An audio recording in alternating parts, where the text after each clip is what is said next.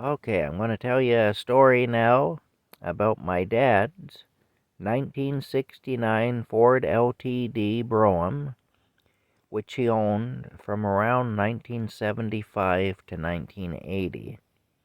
That's the car there. That's the actual car. It had a 429 V8 Ford engine in it. And so, we got notifications coming up here.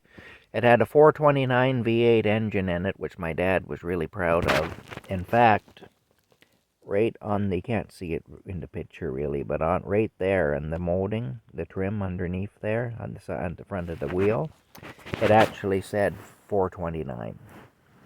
And he used to point that out to people, that wasn't just a free O2 or a free 90 or whatever, that was a 429.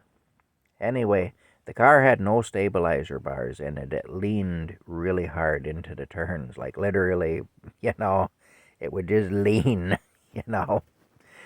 Um, and this was the car that I learned how to drive on. I used to sit on my dad's lap and steer the 62 Pontiac that he had when I was small. Um, but I didn't, common sense show here, yeah. Okay, I used to steer. You can see what I subscribed to anyway, you know. But, yeah.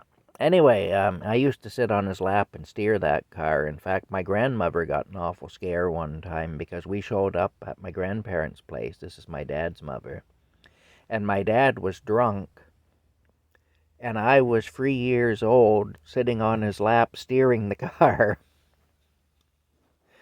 And I remember my grandmother wasn't too happy about that anyway.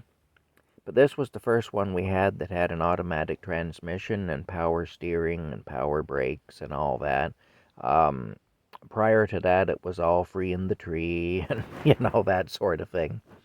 The old standard shift on the column and so on the steering column and so on. Anyway, it was a good car mechanically, but it rusted out real bad. It rusted out real bad. And that was its downfall in the end. In 1980, my dad sold it to a high school student for less than $100.